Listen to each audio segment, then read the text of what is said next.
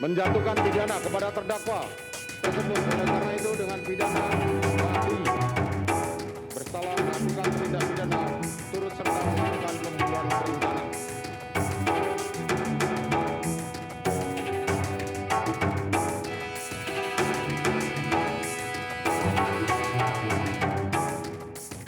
Meski tidak ikut campur atas vonis kasus pembunuhan Yosua, Presiden Joko Widodo menghormati vonis yang dijatuhkan kepada para terdakwa. Presiden pun menilai putusan yang dijatuhkan hakim sudah berdasarkan pertimbangan fakta dan bukti yang ada.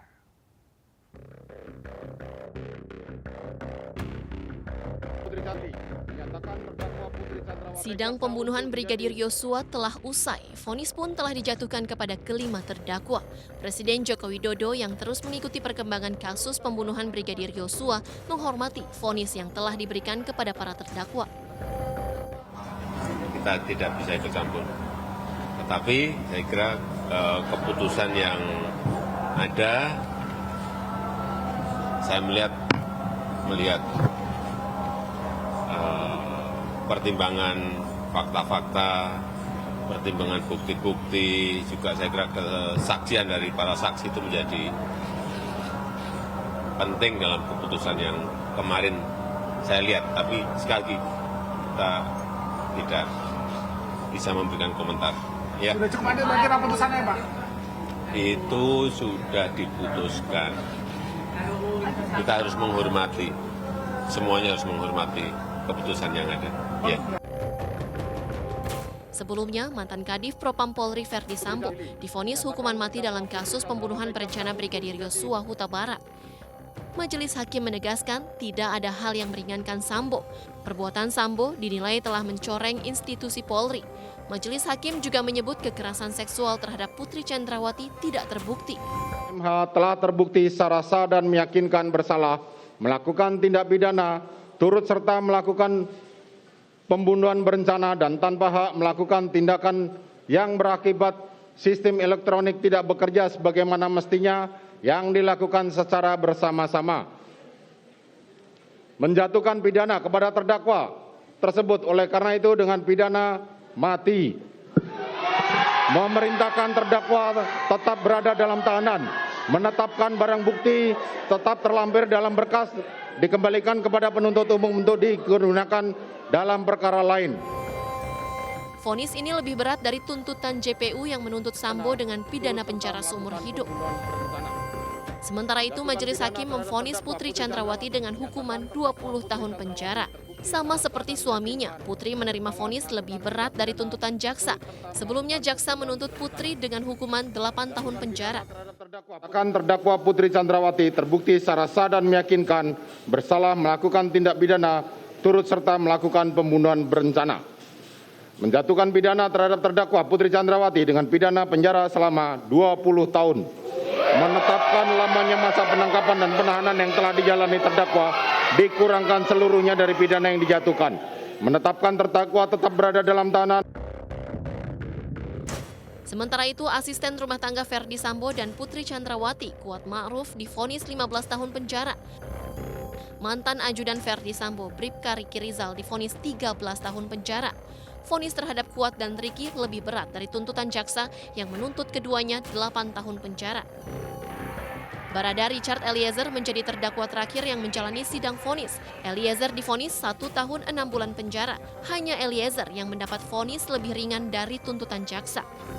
1. Menyatakan terdakwa Richard Eliezer Budiang Lumiu terbukti secara sah dan meyakinkan bersalah melakukan tindak pidana turut serta melakukan pembunuhan berencana.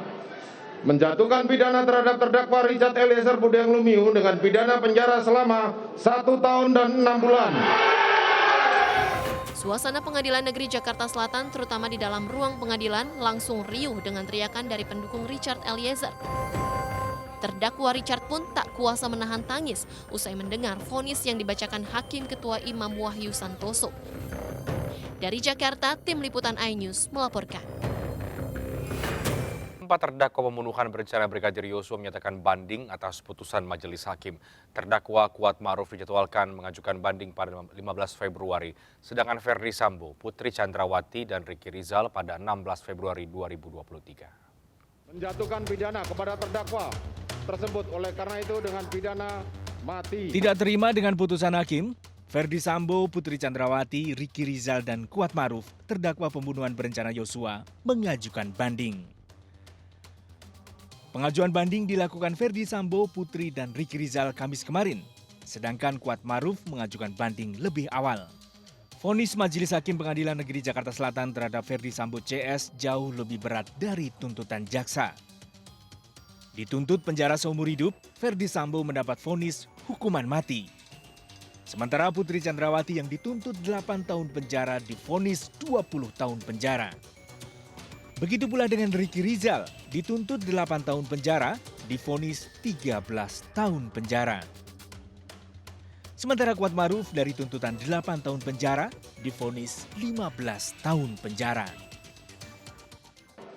Menjatuhkan pidana terhadap terdakwa Richard Eliezer Budiang Lumiu dengan pidana penjara selama 1 tahun dan 6 bulan. Sedangkan sang eksekutor Richard Eliezer divonis paling ringan 1,5 tahun lantaran mengantongi status sebagai justice kolaborator dan mengakui kesalahan serta meminta maaf kepada keluarga korban. Dari Jakarta, Tim Liputan iNews melaporkan. Ferdi Sambo dan kawan-kawan mengajukan permohonan banding atas putusan Majelis Hakim PN Jaksel yang jauh lebih tinggi dibanding tuntutan jaksa. Bagaimana peluang banding ini? Apakah mampu meringankan atau justru sebaliknya? Kita akan diskusikan pada malam hari ini bersama dengan sejumlah narasumber yang bergabung dari sambungan Zoom semuanya. Saya akan sapa yang pertama, ada Prof. Gayus Lumbun, Hakim Agung 2011-2018. Kemudian ada Bang Erman Umar, kuasa hukum Ricky Rizal, dan juga Pak Abdul Fikar Hajar, pakar hukum pidana. Selamat malam Bapak-Bapak. Selamat malam. Baik, saya mau langsung ke Pak Erman sebagai kuasa hukum Ricky Rizal yang sepakat untuk mengajukan banding. Kami ingin tahu Pak, apa latar belakang dan juga pertimbangan sampai akhirnya klien Anda dan tim kuasa hukum sepakat untuk mengajukan banding atas vonis hakim terhadap Ricky Rizal. Itu sejak mulai mulai pertimbangan hakim pada saat putusan itu, pada saat pertimbangan sudah dibacakan, kita sudah menyatakan ini. Nah, sebelumnya juga kita kan sudah mendengar putusan dari Sambo dan Putri. Kita juga sudah menyadari bahwa hakim ini kita tidak bisa berharap. Walaupun kita pahit selama ini, menurut kita, versi kita, persepsi kita dan pandangan kita, fakta persidangan ini harus dibebaskan. Dari kacamata penasihat hukum kita ya. Jadi karena apa? Karena ini dakwaannya ini adalah komision. Jadi ya harus aktif. Oleh karena itu, jadi tidak bisa disamakan dengan misalnya ada aturan yang menyatakan orang yang tidak berbuat. Itu beda. Itu misalnya dalam kasus-kasus makar gitu, atau kasus-kasus misalnya ada orang dalam kebakaran, dalam banjir, nggak kita bantu, itu kita nggak berbuat ya bisa kena. Dalam kasus ini tidak, dan apalagi tidak sesederhana ini. Sederhana ini jangankan menolak Ricky menolak, jenderal-jenderal aja yang bisa menolak. Tapi sebenarnya si Ricky sendiri kan sudah menolak untuk permintaan. Jadi banyak fakta yang menurut kita itu akan kita. Kenapa kita banding? Karena menurut kita putusan hakim ini tidak sesuai dengan apa yang Ricky, begitu juga Ricky menyampaikan, dia dihukum atas sesuatu yang dia tidak berbuat. Oleh karena itu sudah pasti banding. Kalau masalah harapannya, tentu kami berharap majelis hakim banding akan mempertimbangkan hal fakta-fakta hukum yang selama ini tidak dimuat atau kurang lengkap pertimbangan hukumnya. Jadi kalau toh ada pertimbangan hukum yang dibuat majelis, itu pertimbangannya lebih ke mendukung jaksa tanpa mempertimbangkan, atau kalau toh ada pertimbangan yang yang untuk fakta-fakta hukum yang untuk meringankan RR, itu Ricky Rizal sangat tidak cukup. Oleh karena itu kita menganggap putusan ini sangat tidak tepat. Tapi bagaimanapun kita hargai. Ya. Bagaimanapun majelis hakim punya kewenangan memutus ini, berbeda sama kita ya. Itu, Oke, kita tapi silakan. faktor apa yang paling menjadi pertimbangan utama sampai kemudian tadi Anda mengatakan ada fakta-fakta persidangan yang banyak masih perlu diperdebatkan. Apalagi yang perlu Ya, Pak. diperdebatkan menurut Anda? Nah, sebenarnya ya dari dia majelis sudah memulai sesuatu hal yang misalnya dalam persidangan dia udah prajudes, pertanyaan-pertanyaan, apalagi pada saat kita tidak bisa tampil. Misalnya RR jadi saksi untuk Sambo, RR jadi saksi untuk Ricky, Putri, RR jadi saksi untuk Kuat. Di situ majelis hakim kita tidak bisa aktif, kita di luar, nggak bisa penasihat hukum. Di situ awal-awalnya majelis sudah sangat sudah sangat di luar asas praduga tidak bersalah, menekan gitu.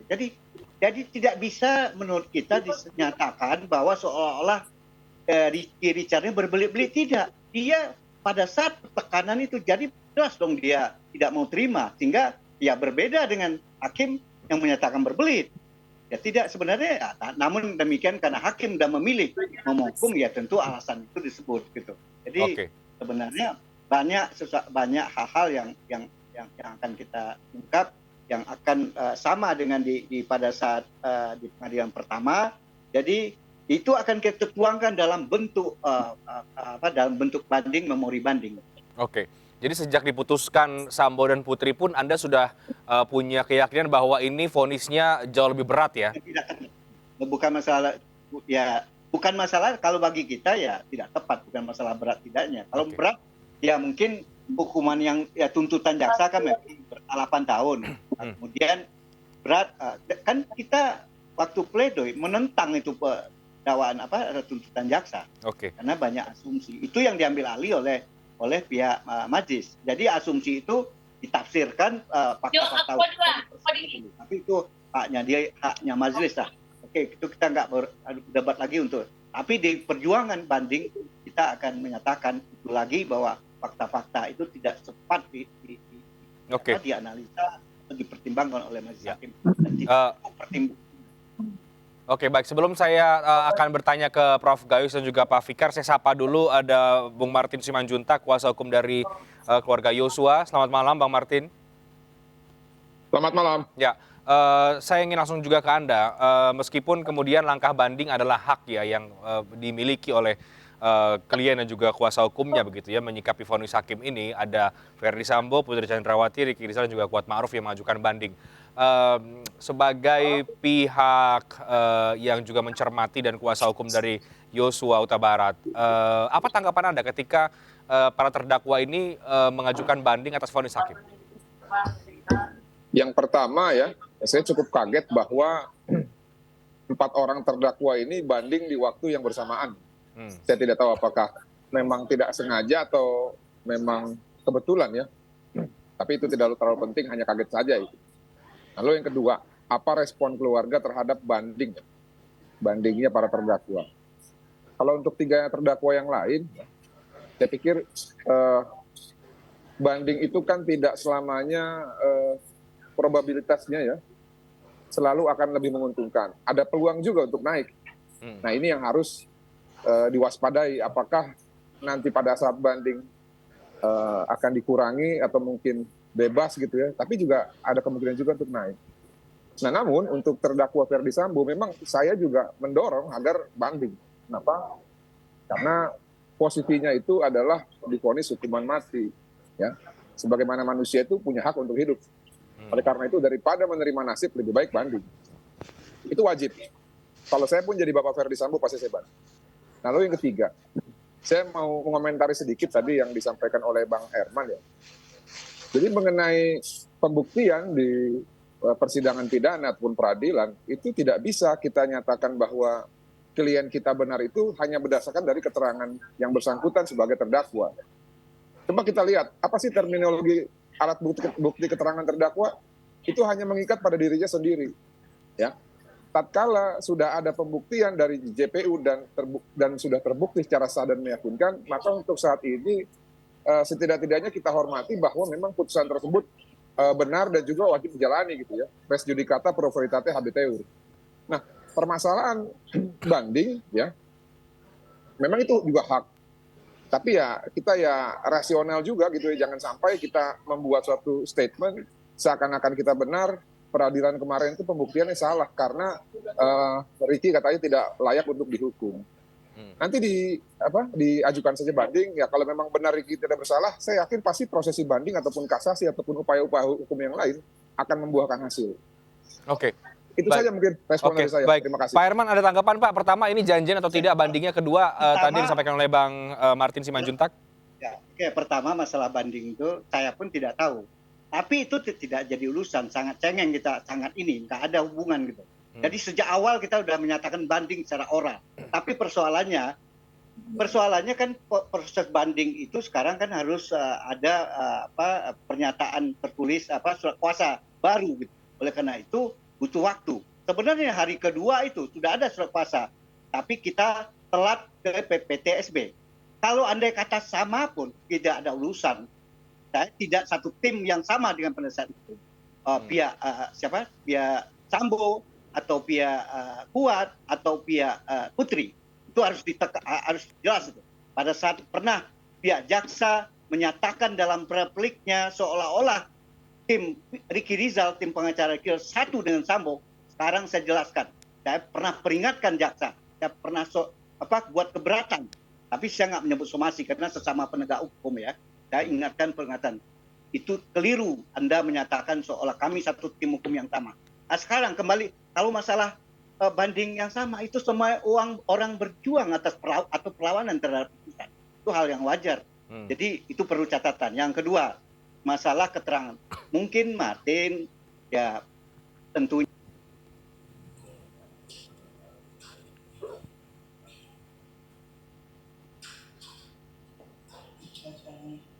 Suaranya hilang ini Pak Herman. Pak Herman, halo Pak, suaranya termute Pak Herman. Pak Herman termute Pak suaranya. Oke, sambil kita nanti akan perbaiki komunikasi dengan Pak Herman, saya ingin minta pandangan atau perspektif dari kacamata masing-masing dari Prof. Gayus dan juga Pak Fikar. Mungkin Prof. Gayus, terlebih dahulu Prof. Gayus, apa yang Anda lihat Pak dari upaya banding yang dilakukan oleh keempat terdakwa lain selain Eliezer ini? Kita mesti tahu apa itu tujuan banding. Apa itu banding? Banding itu satu instrumen kontrol. Kalau terjadi terutama putusan yang sangat berbeda ke atas atau ke bawah, itu banding diperlukan. Tentu persyaratan banding, kasasi, dan PK itu berbeda-beda. Ya. Kalau di tingkat banding, saya setuju dengan Pak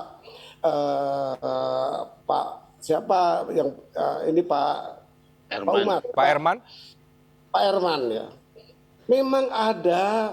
Ini kan jangan prejudice dong, jangan kalau orang berbeda langsung disalahkan. Ini kebebasan, terutama bagi lawyer yang bertanggung jawab atas mengemban amanat dari orang yang mencari keadilan melalui yang bersangkutan.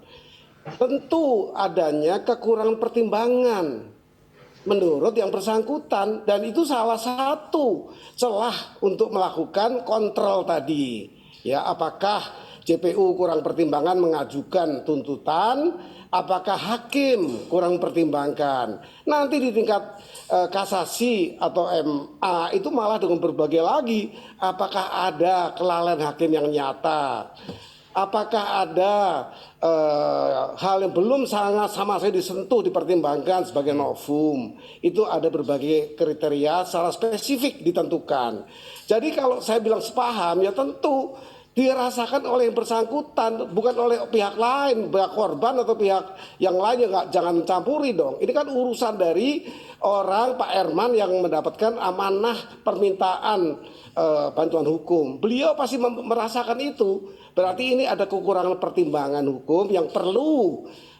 Ini terbuka loh, bukan di bawah meja atau ini di panggung belakang. Ini betul-betul fairness. Ini mengajukan keberatan dalam bentuk banding, yaitu satu sistem kontrol yang sah diatur oleh hukum acara. Ini harus satu lurus, tidak boleh prejudice, tidak boleh ada orang yang menyalah-nyalahkan orang yang berbeda, ada nuduh-nuduh ini pembelanya terdakwa utama. Seperti itu saya dengar itu, tapi jangan ya. tidak baik untuk catatan masa depan peradilan yang kita inginkan untuk adil, ya, fair trial. Jadi semua pihak silahkan dengan pandangannya, terutama yang berkaitan dengan tugasnya. Demikian, moderator. Demikian, Pak. Jadi silakan semua pihak yang merasa keberatan untuk mengajukan banding, dan itu harus ditelaah lagi kemudian apa tujuan dari banding, itu yang tadi juga Prof. Gayus Boleh saya tekankan tambah lagi. sedikit? Ya, silakan, Pak. Iya, jadi gini, kita tidak pernah menghalangi ya, siapapun mau banding silakan, itu hak hukum. Tadi saya sudah disclaimer di depan. Namun yang saya tahu bahwa implikasi ataupun rewards ataupun punishment ya, itu bisa naik ataupun turun. Yang saya kritik itu bukan masalah prosesi banding, tapi ketika Bang Herman mengatakan ya, Ricky itu dihukum atas apa yang dia tidak perbuat gitu ya. Ini yang saya kritik, karena sudah ada putusan Pengadilan Negeri Jakarta Selatan ya yang mengatakan bahwa Ricky itu terbukti secara sah dan meyakinkan melakukan pembunuhan berencana terhadap almarhum Brigadir Nofriansyah Huta Barat. Apakah saya punya hak untuk mengkritik pernyataan tersebut? Tentu punya. Kenapa? Karena saya kuasa hukum dari keluarga almarhum. Itu aja udah simpel. Ya, tapi terima kasih. Itu putusan itu, ya kita hargai putusan hakim. Tapi ini sudah sangat terbuka. Publik membuka semua. Bukan berarti kita kalau selama tidak, kita cukup mengajukan banding, pernyataan banding. Tidak perlu kita bicara yang lain-lain. Apalagi putusan itu diucapkan juga sama Ricky, bukan hanya penasihat hukum. Saya merasa putusan ini, jadi putusan ini tidak sesuai dengan apa yang saya tidak melakukan apa yang itu kan haknya dia dong. Ya kan? Baik. Haknya dia. Ya. Oke, Bapak-Bapak. Saya ke Pak Fikar dulu ya. Pak Fikar, bagaimana Pak Fikar membaca langkah vonis banding yang dilakukan oleh keempat terdakwa ini? Ya, itu menurut saya sesuatu yang wajar saja ya, karena dalam mekanisme peradilan kita memang ada 3 tingkat, 2 tingkat maksud saya. Ya, ada 2 tingkat. Pertama itu memeriksa fakta, pengadilan negeri dan pengadilan tinggi. Dan tingkat yang terakhir itu adalah memeriksa penerapan hukumnya. Nah, kalau orang tidak puas dengan keputusan pengadilan negeri, ya itu tadi, ya pasti disediakan masih bisa bertanding mengenai fakta. Hanya saja pada kenyataannya itu kurang dimanfaatkan. Maksud saya, ketika orang banding ya banding saja hanya pakai memori banding gitu. Padahal di tingkat banding itu masih boleh diperdebatkan mengenai fakta. Mau nambah saksi pun boleh gitu. Mau nambah saksi yang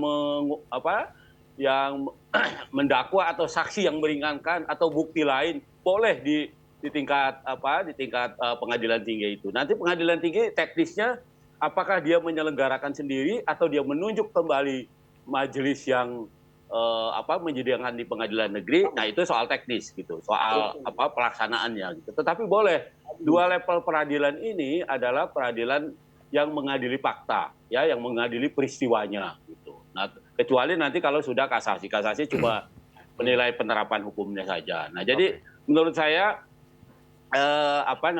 terdakwa boleh ya mengajukan banding, bahkan menurut saya juga boleh mengajukan saksi tambahan di tingkat banding itu, ya, saksi yang meringankan tambahan atau bukti-bukti lain yang memang bisa meringankan gitu. Ya. Kalau yang sudah dibawa jaksa, ya, yang kemudian diperiksa kemarin, ya itu udah selesai. Maksud saya boleh diutik, tapi maksud saya sama seperti dengan perkara perdata, umpamanya kalau penggugatnya mengajukan bukti A, dia lawan B, A1 tambah juga B1, begitu loh. Nah, begitu juga dengan pidana kalau menurut saya. Kalau jaksa sudah mengeluarkan membuktikan dengan para saksi, kemudian terdakwa juga membawa saksi yang meringankan dalam pengertian yang bisa membantah dakwaan jaksa, ya boleh. Nah, 2 tingkat peradilan ini menyediakan forum itu, gitu. Jadi dua-duanya masih memeriksa fakta. Saya kira Prof. Gayus lebih tahu karena dia sempat juga menjadi praktisi di dalam peradilan gitu. Nah nanti saya sedikit. Ya, kita break dulu Bapak. Kita break dulu. Nanti kita akan lanjutkan di segmen berikutnya. Saya juga akan tanya ke Pak Gayus, ke Prof. Gayus nanti. Ini kan tentu langkah banding diambil karena vonis hakim ya. Bagaimana Anda melihat vonis hakim ini dan apakah dengan vonis ini Anda melihat memang perlu keempat terdakwa ini untuk mengajukan langkah banding? Tapi kita jawabnya nanti, kita bahas nanti di segmen berikutnya. Kami break, kami akan segera kembali sesaat lagi.